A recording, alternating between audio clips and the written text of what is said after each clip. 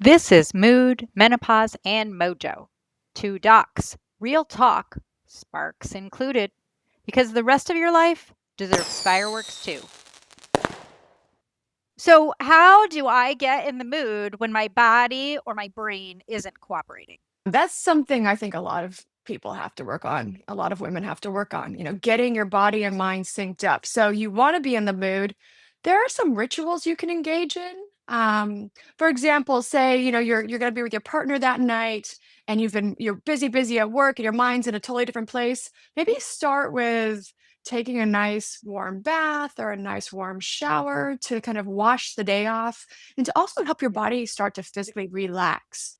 Then I'll say to women, what else could you do that's kind of getting you in touch with your senses again? Maybe, getting on the bed, putting some nice music on, putting some candles on to set the setting, maybe a little bit of self-pleasuring for some women, a little self-pleasuring or taking out their vibrator, getting their body turned on a little bit can be helpful to kind of jumpstart. A lot of ladies nowadays are listening to, a lot of my patients anyway, are listening to Dipsy, which is an app which has like erotic novels being read out with a sexy voice that could get you in the mood.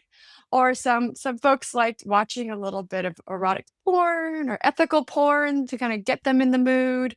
There's just different ways to kind of get your body going. And again, I always say like sensual touching, massaging, where it's just like have your partner touch you in all the different ways that make you feel kind of good. Maybe not going right for the genitals in the beginning, but just touch your body, your neck, your arms, your thighs, your buttocks, areas that can start helping your body wake up a little bit to kind of get you going into the mood. Sure.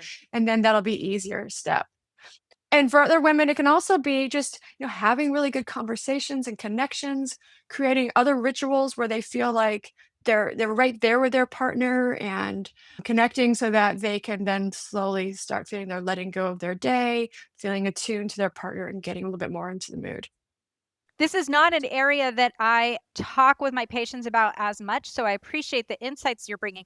Because again, I'm very focused a lot of times on the straight up physiology. So a lot of times I'm thinking about, well, if something isn't cooperating, maybe there's a physiological reason why. So I just want to make sure that Yeah. people who could orgasm can still orgasm the way they could before. Is your body working in the way that it has worked in the past?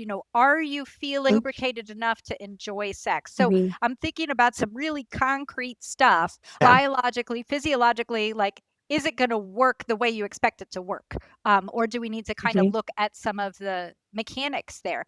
But yeah, of course, your brain, your body, they're all intertwined. I mean, it is all physiology when you really break it down, but that's very unsexy to think about. So, having all those things that Mhm. you're talking about, those different rituals, those different ways to Mhm. have your body and minds Mhm. get on the same page with like this is what we're about to Mhm. do is super important. But yeah, with me, I'm a lot just focused on the physiology, making sure that things work the way they're supposed to work and that you're able to get to where you want to go Mhm. physiologically. So you can have the orgasm that you plan to have, that you want to have, and that it's working the way you need it to work.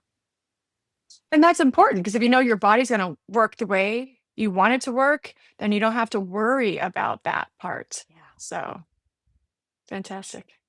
Great. Thanks for hanging out in the messy middle with us. Wherever you are, we'll meet you there with sparks, stories, and support. Want to meet the docs behind the mojo? Stick around. I'm Dr. B, Jessica Beachkofsky, a psychiatrist specialized in women's mental health. There's no one size fits all when it comes to hormones, mood, or libido. But when we stop pathologizing change and start getting curious about what's really going on biologically and emotionally, that's when healing begins.